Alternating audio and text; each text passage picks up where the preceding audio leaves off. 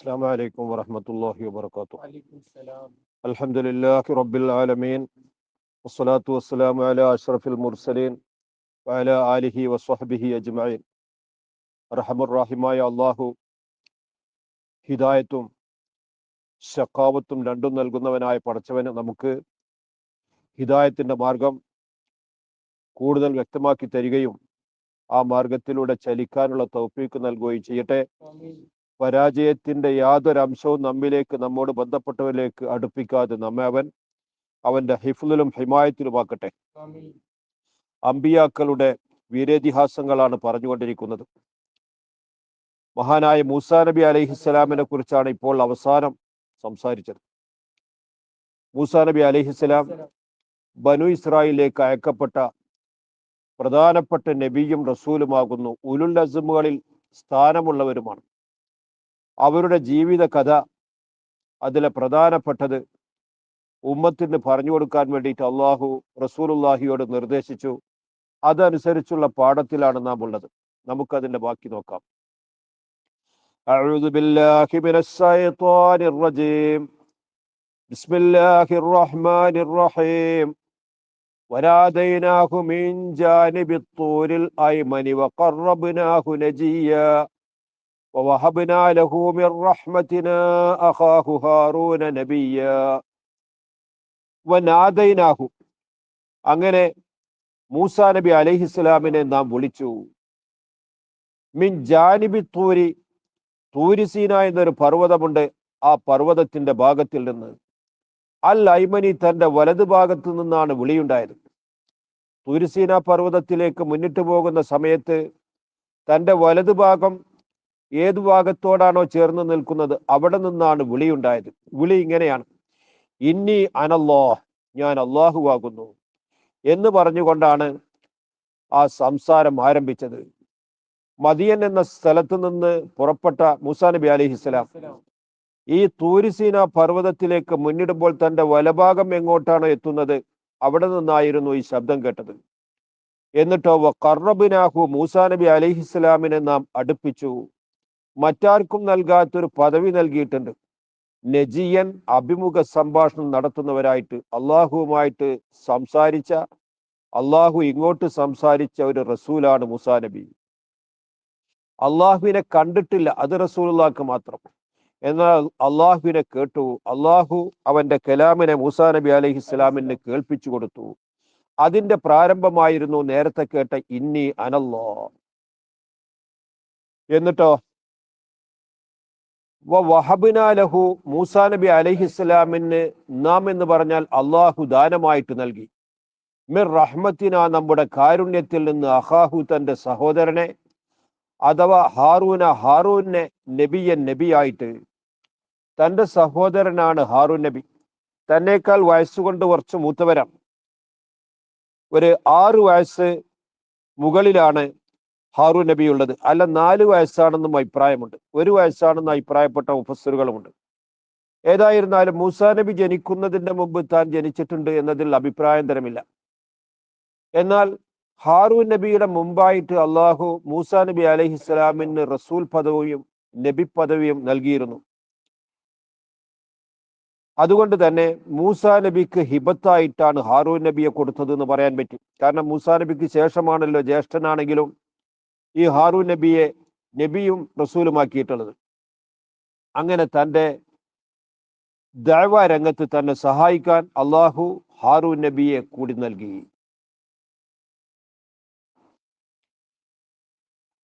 അങ്ങനെ അവരുടെ ദൗത്യം നടക്കുകയും അവരുടെ പ്രബോധനം മുന്നോട്ട് നീങ്ങുകയും ചെയ്തു. ഫിർഔനിനെ സമീപിച്ചതും എന്നിട്ട് അയാളുടെ നിലപാടും അതിന്റെ അനന്തരഫലമൊക്കെ ഇന്നാൾ പറഞ്ഞിട്ടുണ്ട്. അതവിടെ നിൽക്കട്ടെ. വദ്കുർ ഫിൽ കിതാബി ഇസ്മാഈല ഇന്നഹു കാന സ്വാദിഖൽ വഅദി വകാന റസൂലൻ നബിയ്യ വകാന യഅ്മുറു അഹ്ലഹു ബിസ്സലാത്തി വസ്സകാത്തി വകാന ഇൻദ റബ്ബിഹി മർദിയ്യ. ഇനി മറ്റൊരു നബിയെ പറ്റി പറയാം. വദ്കുർ ഫിൽ കിതാബി, പരിശുദ്ധമായ കിതാബ് ഖുർആൻ ഓതിക്കൊണ്ട് നബിയെ തങ്ങൾ പറഞ്ഞു കൊടുക്കണം ഇസ്മായിൽ നബിയെ പറ്റി. ഏകദേശം 4000 വർഷങ്ങൾക്ക് മുമ്പാണ് ഇന്ന് മുതൽ ഇസ്മായിൽ നബി അലൈഹി സ്വലാം ജീവിച്ചത്. അപ്പൊ ഏകദേശം 2000 ചില്ലറ വർഷത്തോളം പഴക്കം റസൂലുള്ളാഹിയുടെയും ഇസ്മായിൽ നബിയുടെയും ഇടക്കുണ്ട്. ആ ചരിത്രം ഒരുവിധ ചരിത്ര ഗ്രന്ഥവും വായിക്കാത്ത, ഒരു ചരിത്രാധ്യാപകനുമായിട്ട് ബന്ധപ്പെടാത്ത മുഹമ്മദുർ റസൂലുള്ളാഹി പറഞ്ഞു കൊടുക്കുന്നുവെങ്കിൽ ഈ പറയുന്നതൊക്കെ കേൾക്കുന്ന കിതാബിന്റെ അഹലുകാരായ ജൂതന്മാരും നസാറാക്കളും ഇവിടെ ഉണ്ട്.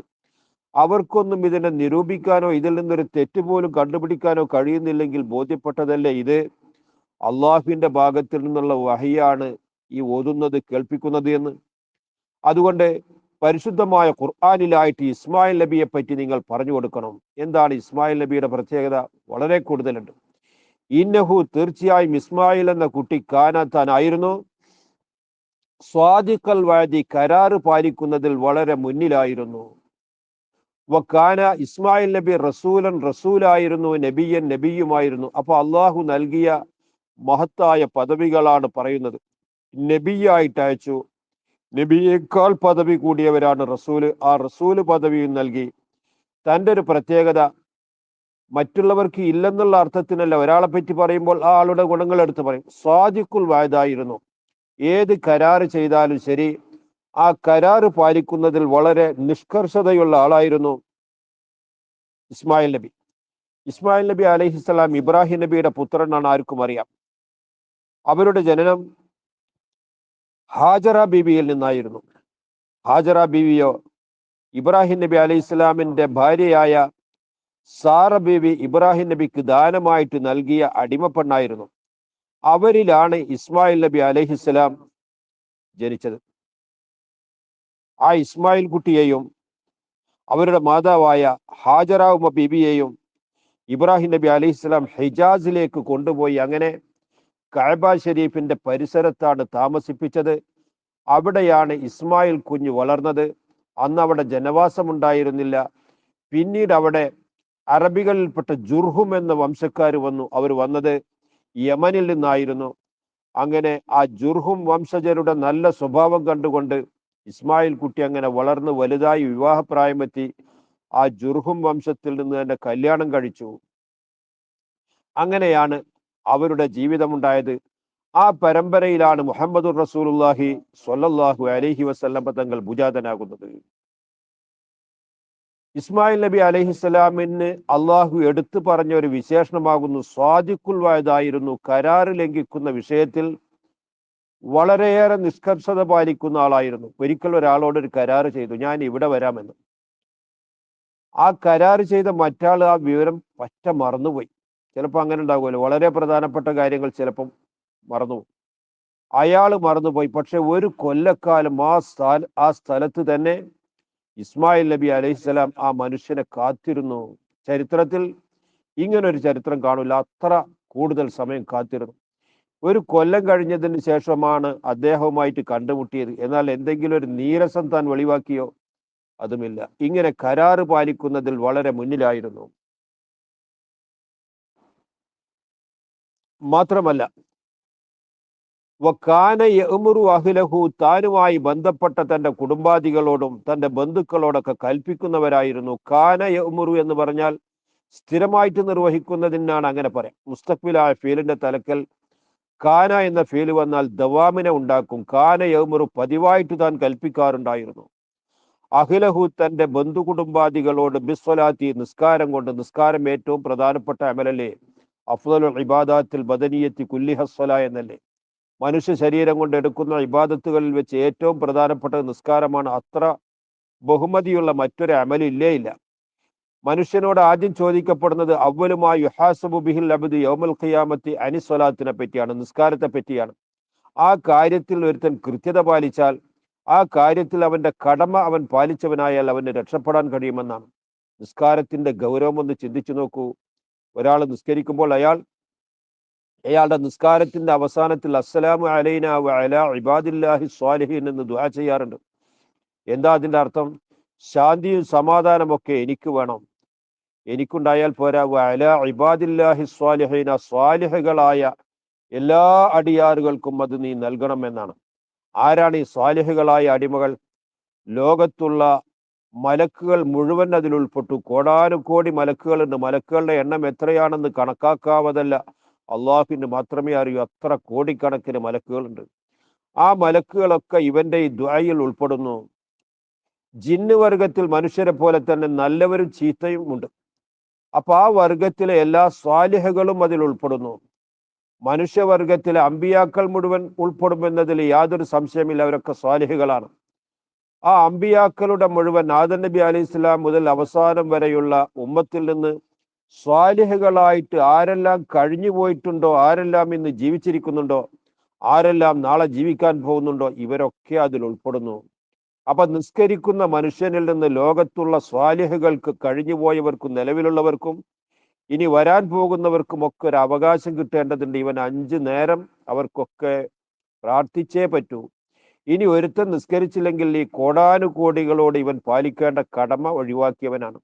അത്ര ഗൗരവമാണ് നിസ്കാരം. അതുകൊണ്ടല്ലേ നിസ്കാരം ശറയിലെ 1-ാം സ്ഥാനത്തായത്. ആ നിസ്കാരം കൊണ്ട് ഇസ്മായിൽ നബി പാലിച്ചിരുന്നു, കരാറ് പാലിച്ചിരുന്നു, അവരോട് കൽപ്പിക്കാറുണ്ടായിരുന്നു.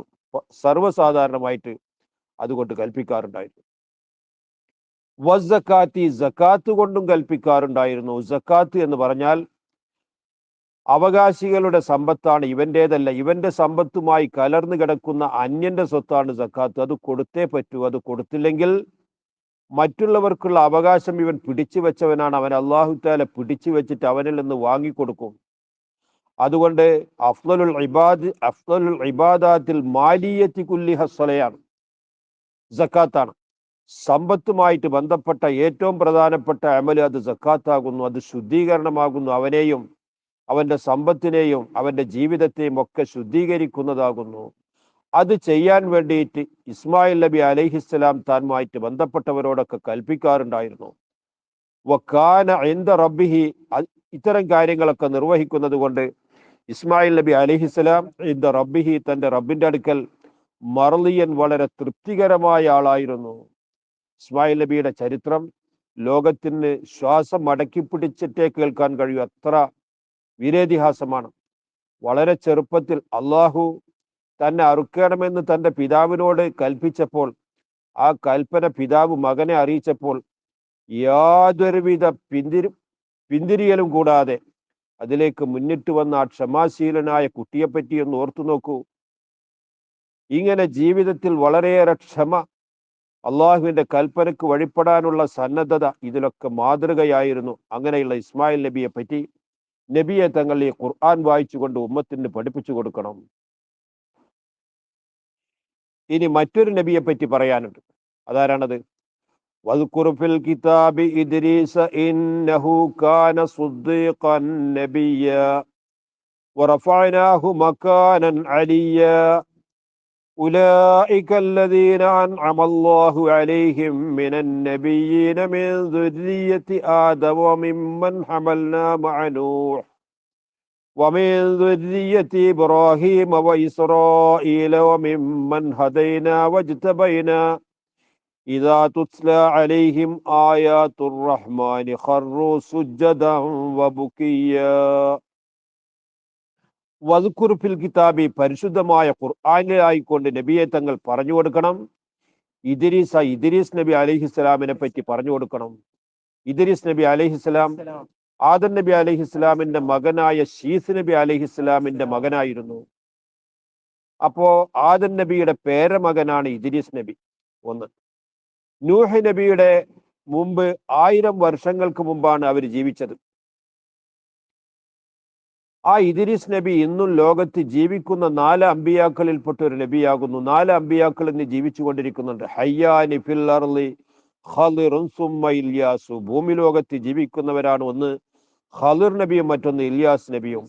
വഫിസ്സമായി സറാ ഈസാ വ ഇദ്രീസു, ആകാശത്ത് ഈസാ നബിയും ഇദ്രീസ് നബിയും ഉണ്ട്. ആ ഇദ്രീസ് നബിയെ പറ്റി പറഞ്ഞു കൊടുക്കണം. ഇന്നഹു കാന, ഇദ്രീസ് നബി സുദ്ദീഖൻ, വളരെയേറെ സത്യത്തിൽ ഉറച്ചു നിൽക്കുന്നവരായിരുന്നു. അസത്യത്തിലേക്ക് ചെറിയൊരു ലാഞ്ചന പോലും ഒരിക്കലെങ്കിലും ഉണ്ടായിട്ടേയില്ല. നബിയൻ, അള്ളാഹു ആദരിച്ച നബിയുമായിരുന്നു. വറഫഅനാഹു, ഇദ്രീസ് നബി അലൈഹിസ്സലാമിനെ നാം ഉയർത്തി. മക്കാനൻ അലിയൻ, ഉന്നതമായ പദവിയിലേക്ക് ഉയർത്തി. ഇദ്രീസ് നബി അലൈഹിസ്സലാം ഇപ്പോൾ ആകാശത്താണ് ജീവിച്ചു കൊണ്ടിരിക്കുന്നത്. പല പല അഭിപ്രായങ്ങളുമുണ്ട്. സ്വർഗത്തിലാണെന്നും അഭിപ്രായമുണ്ട്. എന്തായിരുന്നാലും ഒരു കാര്യത്തിൽ അഭിപ്രായമില്ല, ഉന്നതമായ സ്ഥാനത്താണ്, പദവിയിലാണ് താൻ ഉള്ളത്. അക്കാര്യത്തിൽ യാതൊരു അഭിപ്രായാന്തരവുമില്ല.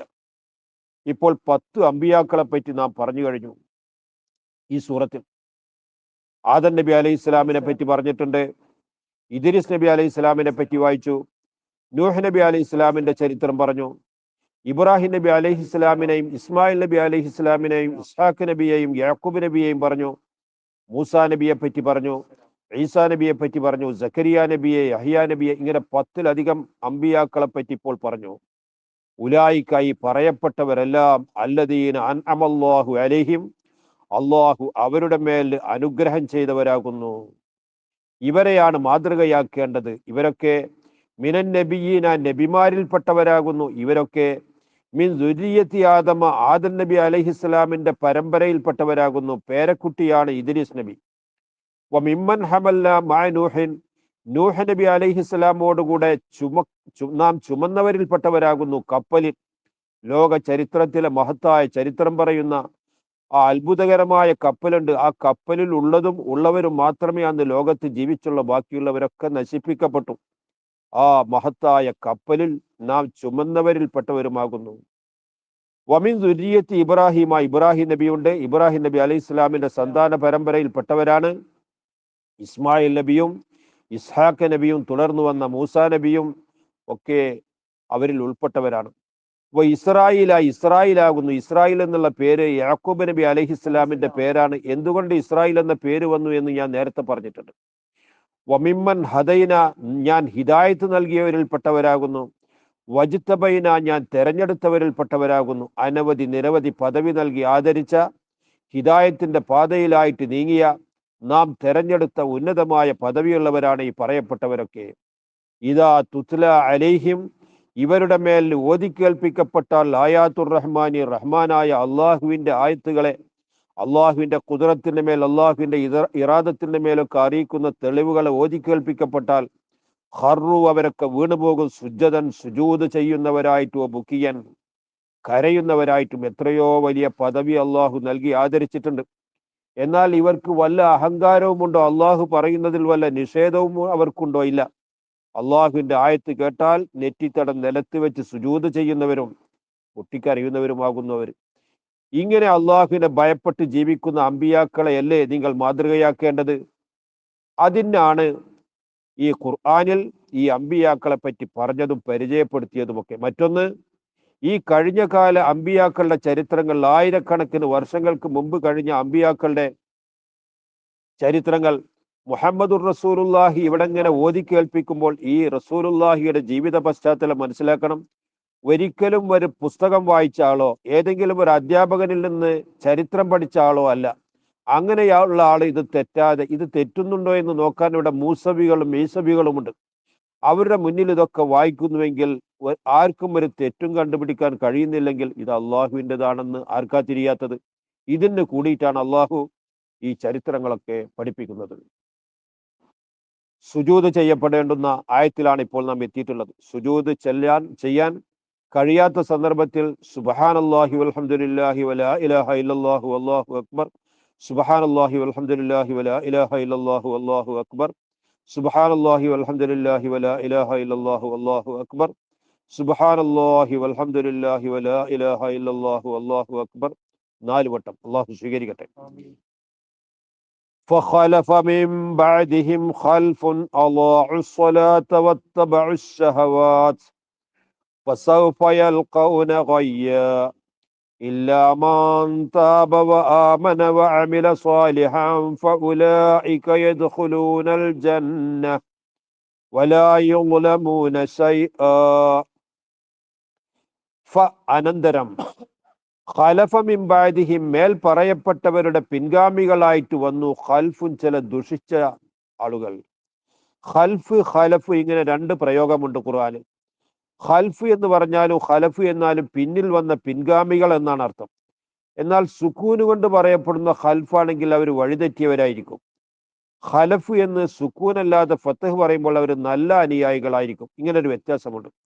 ഇവിടെ നല്ലവരല്ലാത്തവരെ പറ്റിയാണ് പറയുന്നത്. ഈ അമ്പിയാക്കൾക്ക് ശേഷമായിട്ട് ഖൽഫും ചില പ്രതിനിധികൾ വന്നു, ചില പിൻഗാമികൾ വന്നു. അവരുടെ ചീത്ത സ്വഭാവം എന്ന് കേൾക്കണോ? അല്ലാഹു സ്വലാത്ത, നിസ്കാരത്തെ അവർ പാഴാക്കി. നിസ്കാരത്തിന്റെ ഗൗരവം നേരത്തെ നാം കേട്ടു. ആ നിസ്കാരത്തെ അവർ കഴിയൊഴിച്ചു, അവർ അതിനെ പാഴാക്കി. അതിൽ കൃത്യതയില്ല, അത് പാലിക്കേണ്ട ക്രമത്തിൽ പാലിക്കുന്നില്ല. നിസ്കാരം ഒഴിവാക്കുന്നവന്റെ ഗൗരവമാണ് അള്ളാഹു ഈ സൂചിപ്പിച്ചത്. ആ വടക്ക് ജനങ്ങളുടെ സ്വഭാവം പറഞ്ഞപ്പോൾ ആദ്യം എടുത്തു പറഞ്ഞത് നിസ്കാരം ഒഴിവാക്കി എന്നല്ല. അപ്പൊ അത്ര വടക്ക് സ്വഭാവമാണ്, നിസ്കാരവുമായിട്ട് ബന്ധമില്ലാതിരിക്കും. മറ്റൊന്ന്, വത്തബഉ ശഹവാത്തി, അവർ തോന്നിവാസികളായി തീർന്നു. അവർക്ക് എന്താണോ തോന്നിയത് അതിനോട് പിന്തുടരുന്നു. ഏത് വടക്കത്തരമാണോ അവർക്ക് ചെയ്യാൻ ആഗ്രഹം വന്നത് അതിലേക്ക് അവരടുക്കുന്നു, നന്മയിലേക്കല്ല. ഇങ്ങനെയുള്ള ആളുകളാണ് പിന്നീട് വന്നത്. എന്നാൽ ഇവരെ പറ്റി പറയട്ടെ, ഫസൗഫ യൽഖൗന, പിന്നീട് അവർ കണ്ടുമുട്ടുക തന്നെ ചെയ്യും. ഗയ്യൻ, ഗയ്യ് എന്ന സ്ഥലത്തെ കണ്ടുമുട്ടും. നരകത്തിലെ ഒരു പ്രധാനപ്പെട്ട ഒരു ചെരുവാണ് ഗയ്യ്. ആ ഗയ്യ്, അതിന്റെ കാഠിന്യത്തെ പറ്റി പറഞ്ഞാൽ നരകം തന്നെ ഈ ഗയ്യിനെ തൊട്ട് അഭയം തേടുന്നു. പടച്ചവനെ, എന്നെ ഗയ്യിൽ നിന്ന് രക്ഷപ്പെടുത്തണേ എന്ന് നരകത്തിന്റെ ഭാഗം തന്നെ അള്ളാഹുവോട് അഭയം തേടുന്ന അത്ര കഠോരമായ ശിക്ഷയുടെ സ്ഥലമാണ് ഗയ്യ്. ആ ഗയ്യിലാണ് അവരെ ശിക്ഷിക്കാൻ പോകുന്നത്. എന്നാൽ ഇങ്ങനൊക്കെ ചെയ്തവരിലും ചിലരൊക്കെ നല്ലവരായി തീർന്നിട്ടുണ്ടല്ലോ. പിന്നീട് പശ്ചാത്തപിക്കുകയും നല്ല മാർഗം അവലംബിക്കുകയും ചെയ്തവരുണ്ട്. അവരെ പറ്റി എന്താ പറയാനുള്ളത്? ഇല്ലാമൻ താബ, തൗബ ചെയ്തവരൊഴികെ അവർക്ക് ഈ പറയപ്പെട്ട ശിക്ഷയില്ല. ആമന, വിശ്വാസികളായി തീർന്നു. അമില സ്വാലിഹൻ, നല്ല കാര്യങ്ങളെ പ്രാവർത്തികമാക്കുകയും ചെയ്തു. അവർക്ക് കയ്യില്ല. അവർക്കോ ഉലായിക്ക, അത്തരത്തിലുള്ള ആളുകൾ യദ്ഖുലൂനൽ ജന്നത്ത്, അവർ സ്വർഗത്തിൽ കടക്കുന്നവരാകുന്നു. അള്ളാഹു നമ്മെ ആ സ്വർഗലോകത്തിൽ ഒരുമിച്ച് കൂട്ടി തരട്ടെ. വലായുള്ളമൂന, അവർ ആക്രമിക്കപ്പെടുകയില്ല. ഷൈഅൻ, ഒരു തരി പോലും ആക്രമിക്കപ്പെടുകയില്ല. ആക്രമിക്കപ്പെടുക എന്ന് പറഞ്ഞാല് ചെയ്തതിന്റെ പ്രതിഫലം നൽകപ്പെടാതിരിക്കുകയോ ചെയ്യാത്ത കുറ്റം തലയിൽ വെച്ച് കെട്ടപ്പെടുകയോ, ഇതല്ലേ ളുൽമ്. അതൊരിക്കലും അള്ളാഹു ചെയ്യില്ല. അള്ളാഹു ഒരിക്കലും തന്നെ ളുൽമിന്റെ ഭാഗത്ത്, അക്രമത്തിന്റെ ഭാഗത്ത് ക്രമരഹിതമായ പ്രവർത്തനം അവനിൽ ഉണ്ടാവുകയില്ല. ഏത് സ്വർഗമാണ് അവരെ പ്രവേശിപ്പിക്കപ്പെടുമെന്ന് പറഞ്ഞ ആ സ്വർഗം, അതിനെപ്പറ്റി ഒന്ന് പരിചയപ്പെടുത്താം. ജന്നാത്തി അദ്നിൻ അല്ലതി വഅദർ റഹ്മാനു ഇബാദഹു ബിൽ ഗൈബ് ഇന്നഹു കാന വഅദുഹു മഅതിയ. ജന്നാത്തി അദ്നിൻ, ശാശ്വതമായ ജീവിതത്തിന്റെ സ്വർഗമാകുന്നു അവർക്ക് കരാർ ചെയ്യപ്പെട്ടത്. ശാശ്വതം എന്ന് പറഞ്ഞാൽ ഇനി അതിലേക്ക് കടന്നാൽ ഒരിക്കലും തന്നെ പുറത്തേക്ക് കടക്കുന്ന സംഗതിയില്ല. അങ്ങനെ ഒരു ചിന്തയുമില്ല. അതിലേക്ക് കടക്കുമ്പോൾ തന്നെ അവന്റെ മനസ്സിലുള്ളത് ഖാലിദീന, ഇനി എന്നും ഇതിലാണല്ലോ എന്ന സുഖത്തോടു കൂടെയാണ്. അല്ലെങ്കിൽ ഇതിൽ നിന്ന് കുറച്ച് കഴിഞ്ഞിട്ട് പുറത്തിയാടണല്ലോ എന്ന് വന്നാൽ അവന് സുഖമല്ല. ഈ സുഖം കൂടി അവന് നൽകിയിട്ടാണ് അള്ളാഹു അതിലേക്ക് കടത്തുന്നത്. ശാശ്വതമായ ജീവിതത്തിന്റെ സ്വർഗമാകുന്നു. അല്ലത്തി, എങ്ങനെയുള്ള സ്വർഗമാണത്? വഅദർ റഹ്മാനു, റഹ്മാനായ അള്ളാഹു. റഹ്മാനെ പറ്റി അറിയില്ലേ? ഈ ലോകത്തെ എല്ലാ വസ്തുക്കൾക്കും കരുണ ചെയ്യുന്നു. അവനെ ധിക്കരിക്കുന്നവനും അവനെ തെറി പറയുന്ന, ചീത്ത പറയുന്ന, നിഷേധിയായ എല്ലാവർക്കും അള്ളാഹു ഈ ലോകത്ത് ഗുണം ചെയ്യുന്നു. അങ്ങനെയുള്ള കാരുണ്യവാരിധിയായ പടച്ചവനാണ് കരാർ ചെയ്തത്. ഇബാദഹു, അവന്റെ മുഴുവൻ അടിമകൾക്കും. അവരിൽ നിന്ന് ആരൊക്കെയാണോ നന്നാകാൻ ഉദ്ദേശിച്ചത് അവർക്കൊക്കെ ഇത് നൽകും. ബിൽ ഗൈബി, ഈ കരാർ ചെയ്യുന്ന സമയത്ത് അത് കാട്ടിക്കൊടുത്തിട്ടല്ല. ഇത് ഗൈബ് കൊണ്ട് വിശ്വസിച്ചേ പറ്റൂ. ഇങ്ങനെയുണ്ട് എന്ന് അള്ളാഹു പറഞ്ഞത് അത് വിശ്വസിച്ച നല്ല അടിയാരികൾക്ക് അള്ളാഹു ഈ സ്വർഗം കരാർ ചെയ്തിരിക്കുന്നു. ഇന്നഹു, തീർച്ചയായും കാര്യം, കാന വഅദുഹു, അള്ളാഹു ചെയ്ത കരാറുകളൊക്കെ മൗത്തിയൻ, പാലിക്കപ്പെടാനുള്ളതാണ്, അതിനെ കൊണ്ടുവരപ്പെടുന്നതാകുന്നു. അങ്ങനെ നാളെ പരലോകത്ത് ആ സ്വർഗം എത്തുകയും ആ സ്വർഗത്തിലേക്ക് ഈ പറയപ്പെട്ട നല്ലവർക്ക് പ്രവേശനം നൽകപ്പെടുകയും ചെയ്തു. അതിലേക്ക് പ്രവേശിച്ചാലുള്ള അവസ്ഥ കേൾക്കണോ? ലാ യസ്മഊന ഫീഹാ ലഗ്വൻ ഇല്ലാ സലാമാ വലഹും റിസ്ഖുഹും ഫീഹാ ബുക്റതൻ വഅശിയ്യാ. ലാ യസ്മഊന ഫീഹാ, സ്വർഗലോകത്തിൽ അവർ കേൾക്കുകയില്ല. ലഗ്വൻ, അനിഷ്ടമായ യാതൊരു സംസാരത്തെയും കേൾക്കുകയില്ല. സ്വർഗത്തിൽ കേൾക്കുന്നതൊക്കെ നല്ലത് മാത്രം. അവരെ സന്തോഷിപ്പിക്കുന്ന അവന്റെ കുടുംബാദികളും അവനേറെ സ്നേഹിക്കുന്ന അഹലുകാരും ഒക്കെ അവിടെയുണ്ട്. അതുപോലെ തന്നെ അവന്റെ ഹിദമത്തിന് വേണ്ടിയിട്ട് അള്ളാഹു സ്വർഗക്കുട്ടികളെ തയ്യാറാക്കിയിട്ടുണ്ട്. ഒരിക്കലും അവൻ അനിഷ്ടമായ ഒന്നും ഉണ്ടാകില്ല, ഒരു വാക്കുപോലും കേൾക്കേണ്ടി വരില്ല. ലഹ്വൻ, നിഷ്ഫലമായ ഒരു വാക്കിനെയോ വെറുക്കപ്പെടുന്ന ഒരു സംസാരത്തെയോ അവർക്ക് കേൾക്കേണ്ടി വരില്ല. പിന്നെ അവിടെ കേൾക്കുന്നതോ ഇല്ല സലാമൻ, സലാമിന്റെ വാക്കുകളാകുന്നു. അസ്സലാമു അലൈക്കും എന്നുള്ളത് ഈ ലോകത്ത് നല്ലവർ കണ്ടുമുട്ടുമ്പോൾ പറയുന്നത് അവിടെയും പതിവുണ്ട്. മലക്കുകൾ ഇവന്റെ സലാം പറയുന്നു, സ്വർഗനിവാസികൾ കണ്ടുമുട്ടുമ്പോൾ സലാം പറയുന്നു. അങ്ങനെയുള്ള ഈ ആശീർവാദം ഇതൊരിക്കലും ലഹവല്ലല്ലോ, ഇതല്ലാതെ മറ്റൊന്നുമില്ല. അവരിങ്ങനെ സംസാരിച്ചു കൊണ്ടിരിക്കുന്നു, അവരിങ്ങനെ സുഖിച്ചു കൊണ്ടിരിക്കുന്നു, അവർ രസിച്ചു കൊണ്ടിരിക്കുന്നു. ലഹും, അവർക്കുണ്ട്, റിസുഖുഹും, അവർക്ക് കണക്കാക്കിയ ഭക്ഷ്യവസ്തുക്കളുണ്ട്, ഫീഹ, സ്വർഗത്തിൽ, ബുക്രത്തൻ വാശിയ, പ്രഭാതത്തിലും പ്രദോഷത്തിലുമുണ്ട്. രാവിലെയുമുണ്ട് വൈകുന്നേരവുമുണ്ട്. 2 നേരത്തെ ഭക്ഷണമുണ്ട്. അത് റേഷനാണ് എന്നല്ല അതിൻ്റെ അർത്ഥം. ഒരു കാര്യത്തിന്റെ 2 തുറഫ് 2 അറ്റത്തെ പറഞ്ഞിട്ട് അതിന്റെ മുഴുഭാഗത്തെ ഉദ്ദേശിക്കും. ആ പ്രയോഗമാണത്. പ്രഭാതത്തിലും പ്രദോഷത്തിലും എന്ന് പറഞ്ഞാൽ ഏത് സമയത്തും ഉണ്ട് എന്നാകുന്നു. അങ്ങനെ അള്ളാഹു ആദരിച്ചവർക്ക് യാതൊരു വിഷമവുമില്ലാതെ കേൾവിയിൽ പോലും കേൾക്കപ്പെടാൻ ഇഷ്ടപ്പെടാത്തൊരു വാക്ക് പോലും കേൾക്കപ്പെടേണ്ടി വരില്ല. അത്ര സുഖമുള്ള സ്വർഗമാണ് അവർക്ക് ലഭിക്കുന്നത്. അല്ലാഹുമ്മ ജഅൽനാ മിൻ അഹ്ലിഹാ. തിൽക്കൽ ജന്നത്തുല്ലതി നൂരിസു മിൻ ഇബാദിനാ മൻ കാന തഖിയ. തിൽക്കൽ ജന്നത്തു, ഈ വിശേഷണം പറയപ്പെട്ട ഈ സ്വർഗം, അല്ലത്തി നൂരിസു, നാം അതിനെ നൽകും, മിൻ ഇബാദിന, നമ്മുടെ അടിയാറുകളിൽ നിന്ന്, മൻ കാന തഖിയ, ഭയഭക്തിയോടുകൂടെ ജീവിച്ചവർക്ക് നൽകാനുള്ളതാകുന്നു അത്. ഈ ലോകത്ത് അള്ളാഹു എന്തെല്ലാം കാര്യങ്ങൾ ചെയ്യണമെന്ന് പറഞ്ഞിട്ടുണ്ടോ ആ കാര്യങ്ങളൊക്കെ ചെയ്യുന്നതിൽ ഭയം ഭക്തിയുമുള്ള, ഏതെല്ലാം കാര്യങ്ങൾ ഒഴിവാക്കണമെന്ന് പറഞ്ഞിട്ടുണ്ടോ അത് ഒഴിവാക്കുമ്പോൾ അള്ളാഹുവിനോട് ഭയവും ഭക്തിയുമുള്ള ആ നല്ലവർക്ക് നൽകാൻ വേണ്ടിയിട്ട് അള്ളാഹു തയ്യാറാക്കിയ, അവർക്ക് അനന്തരമായിട്ട് നൽകുന്ന മഹത്തായ ഭവനമാണ് സ്വർഗലോകം. അല്ലാഹുമ്മ ജഅൽനാ മിൻ അഹ്ലിഹാ. ഒരു ദിവസം റസൂലുള്ളാഹിയോട് അഹ്ലി കിതാബികളുടെ നിർദ്ദേശമനുസരിച്ച് മക്ക നിവാസികൾ, അല്ലെങ്കിൽ അഹ്ലി കിതാബികൾ തന്നെ നേരിട്ട് കൊണ്ട് ചില കാര്യങ്ങൾ ചോദിച്ചു. അസ്ഹാബുൽ കഹ്ഫിനെ പറ്റി ഞങ്ങൾക്ക് പറഞ്ഞു തരണം, ദുൽഖർനൈനിയെ പറ്റി പറഞ്ഞു തരണം. വർഷങ്ങൾക്ക് മുമ്പ്, ആയിരക്കണക്കിന് വർഷങ്ങൾക്ക് മുമ്പുണ്ടായ സംഭവങ്ങളാണ്. അത് ചോദിച്ചപ്പോൾ റസൂലുള്ള അത് നാളെ പറഞ്ഞു തരാന്ന് പറഞ്ഞു. അതിന് തെറ്റില്ല. പക്ഷേ ആര് പറയുമ്പോഴും ഇൻഷാ അല്ലാഹ് എന്നൊരു വാക്ക് കൂട്ടിയിട്ടേ പറയാൻ പാടുള്ളൂ. അത് പഠിപ്പിക്കാൻ വേണ്ടിയിട്ട് റസൂലുള്ളാക്ക് അള്ളാഹു ചെയ്തത്, തൊട്ടടുത്ത ദിവസം അള്ളാഹു ജിബ്രീൽ അലൈഹി ഇസ്ലാമിനെ അയച്ചില്ല. ഇതുമായിട്ട് ജിബ്രീൽ വരണല്ലോ, അങ്ങനെ ജിബ്രീലിൽ നിന്ന് വിവരം കിട്ടിയിട്ടാണ് പറയേണ്ടത്. ജിബ്രീൽ വന്നില്ല. കുറെ ദിവസം അങ്ങനെ വരാതിരുന്നു. ഒരല്പം ബേജാറ് തുടങ്ങി. അതിനുശേഷമാണ് ജിബ്രീൽ വന്നെത്തിയത്. അപ്പൊ റസൂലുള്ള പറഞ്ഞു, അല്ല, നിങ്ങളെ കണ്ടിട്ട് കുറെ ആയല്ലോ, ഇങ്ങനെ അല്ലല്ലോ നിങ്ങളുടെ പതിവുള്ളത്, എന്താണ് നിങ്ങൾ ഇത്രയും വൈകാൻ കാരണം എന്ന് ജിബ്രീൽ അലൈഹിസ്സലാമിനോട് റസൂലുള്ള ചോദിച്ചു. ഇന്ന ഷൗഖി ഇലൈക ഫിസ്ദിയാദിൻ, നിങ്ങളെ കാണുന്നതിൽ എനിക്ക് വളരെയേറെ താല്പര്യമുണ്ട്. അതനുസരിച്ച് ഇപ്പൊ കാനർ റജാഉ ഫീക സായിദയാവണം, നിങ്ങൾക്ക് എന്നെ കാണുന്നതിലുമുള്ള താല്പര്യം കൂടുതലാവേണ്ടതാണ്. ലൽ ഹജറു, പിണക്കൊന്നും പാടില്ലല്ലോ, എന്നിട്ട് എന്തേ കാണാൻ വൈകി എന്നൊരു ചോദ്യം ചോദിച്ചു. അതിന് മറുപടിയായിട്ട് ഇറങ്ങിയ ആയത്താണത്. വമാ നതനസ്സലു ഇല്ലാ ബിഅംരി റബ്ബിക ലഹു മാ ബൈന ഐദീനാ വമാ ഖൽഫനാ വമാ ബൈന ദാലിക വമാ റബ്ബുക നസിയാ. വമാ നതനസ്സലു, നാം ഇറങ്ങുന്നില്ല, ജിബ്രീലാണ് പറയുന്നത്, ഇല്ലാ ബി അംരി റബ്ബിക, നിങ്ങളുടെ റബ്ബിന്റെ കൽപ്പന അനുസരിച്ചല്ലാതെ. എപ്പോൾ എന്തുമായിട്ട് ഇറങ്ങണമെന്ന് അള്ളാഹു തീരുമാനിക്കും, അതനുസരിച്ച് ഞാൻ ഇറങ്ങും. ലഹു, അള്ളാഹുവിനാകുന്നു, മാ ബൈന ഐദീന, നമ്മുടെ മുന്നിലുള്ളത്, വമാ ഖൽഫന, നമ്മുടെ പിന്നിലുള്ളത്, വമാ ബൈന ദാലിക, അതിന്റെ ഇടയിലുള്ളത്. ചുരുക്കം എല്ലാം അള്ളാഹുവിനാകുന്നു, അള്ളാഹുവിനല്ലാത്ത ഒന്നും തന്നെയില്ല. വമാ റബ്ബുക, നിങ്ങളുടെ നാഥനല്ല.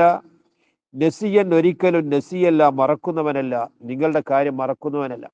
സൃഷ്ടികൾക്ക് മറവിയുണ്ടാകും, പക്ഷെ അള്ളാഹുവിന് ഒരിക്കലും മറവിയില്ല. അള്ളാഹു ഓരോ കാര്യങ്ങളും ചെയ്യേണ്ടുന്ന സമയത്തെ ചെയ്യൂ. അതിൽ പെട്ടതാണ് എന്നെ എപ്പോൾ ഇറക്കണം, എന്തുമായിട്ട് ഇറക്കണമെന്ന്. അതുകൊണ്ട് എന്നെ കാണാതിരുന്നതിന് എന്നോട് പരാതി പറഞ്ഞിട്ട് കാര്യമില്ല. അത് അള്ളാഹുവിൻ്റെ തീരുമാനം അങ്ങനെയായിരുന്നു. ചുരുക്കത്തിൽ ഏത് കാര്യം പറയുമ്പോഴും ഇൻഷാ അള്ളാഹു എന്ന് കൂട്ടിയിട്ടേ പറയാൻ പാടുള്ളൂ എന്ന് പഠിപ്പിച്ചതായിരുന്നു. അള്ളാഹു റബ്ബുൽ ഇസ്സത്ത് അവൻ്റെ കാര്യങ്ങളിലൊക്കെ നല്ല ഉറപ്പോടുകൂടെയുള്ള വിശ്വാസം വെച്ചു പുലർത്തുന്ന, അവൻ്റെ നിർദ്ദേശങ്ങളൊക്കെ പാലിക്കുന്ന വിഭാഗത്തിൽ ഏത് കാര്യം പറയുമ്പോഴും ചിന്തിക്കുമ്പോഴും അള്ളാഹുവിൻ്റെ മശീയത്തിനെ പറ്റി ചിന്തിച്ച് ഇൻഷാ അള്ളാഹ് പറഞ്ഞുകൊണ്ട് ആ കാര്യം ഏൽക്കുകയും അത് പ്രാവർത്തികമാക്കുകയും ചെയ്യുന്ന, ആ വാക്കിന്റെ പോലും ബർക്കത്തെടുക്കുന്ന വിഭാഗത്തിൽ നമ്മെ ഉൾപ്പെടുത്തി അനുഗ്രഹിക്കട്ടെ. ആമീന ആമീന ബിറഹ്മതിക യാ അർഹമർ റഹീമീൻ.